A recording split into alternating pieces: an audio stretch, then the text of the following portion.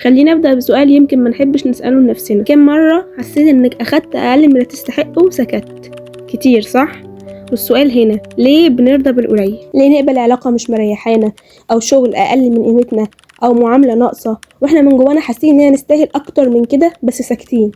ده مش موقف واحد، ده تراكم، تنازل ورا تنازل ورا تنازل، لحد ما القليل بقى بالنسبة لك عادي.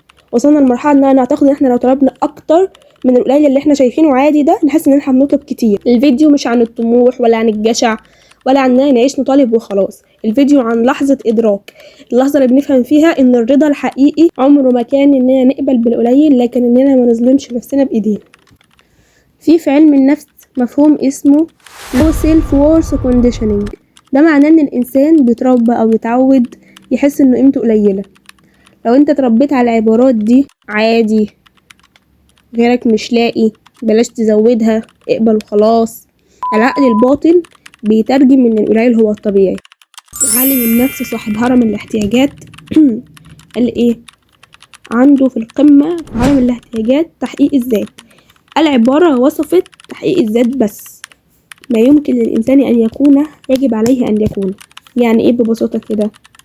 لو ما وصلتش لأقصى نسخة منك عمرك ما هترضى، وهتفضل حاسس بالنقص حتى لو معاك كل حاجة. الحقيقة المؤلمة إننا بنرضى بالقليل مش تواضع، ده خوف. خوف من الوحدة، خوف من الرفض، خوف من إننا نخسر، خوف من إننا نقول لأ. نحن لا نخاف من حريتنا، بل نخاف من المسؤولية اللي تفرضها علينا. الشخص لما يقول لأ لحد هو كده بيقول نعم لنفسه، حياته، لاهتماماته. ده بيخلي الإنسان مسؤول عن حياته وقراراته، وده مخيف للناس اللي اتعودت تمشي جنب الحيط وتكون تابع لغيرها. ليه مش بنقول لأ بقى؟ خليني أقولها بصراحة، احنا مش بنقول لأ عشان نفضل محبوبين، عايزين نرضي الكل، نبان طيبين، ما نزعلش حد، بس الحقيقة كل هتقولها على حساب نفسك، وكل لأ هي ليك انت. فلو حد لسه لحد الآن مش بيقول لأ ولا بيعرف يقولها ازاي، فانا شرحت في الفيديو اللي فات ازاي نقول لا، احط اللينك بتاعه في الديسكريبشن.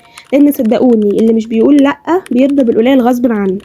قال تعالى ولا تهنوا ولا تحزنوا وانتم الاعلون. يعني ايه؟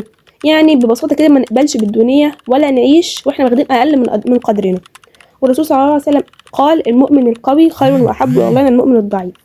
القوة هنا مش معناها العضلات وكده، انا عارفه ان هي معناها ان الانسان بيمتلك نفسه عند الغضب، بس من معاني القوة كمان ان الشخص يعرف قيمته ويحط حدوده وما يسمحش لحد ان هو يقلل منه اسم الطيبة او الهزار. ومعلش يعني من وضع نفسه في موضع التهمة فلا يلومن من اساء به الظن. تاني، يعني اللي يقبل القليل الناس هتشوفه قليل. خليني اقول حاجة من القلب ومن تجربتي الشخصية، القليل مش دايما قدر، احيانا بيكون اختيار بناخده لما نخاف، ولما نتعود اننا نسكت، ولما نصدق ان ده اخرنا، وكمان بنستسهل السلام المؤقت على حساب وجع طويل.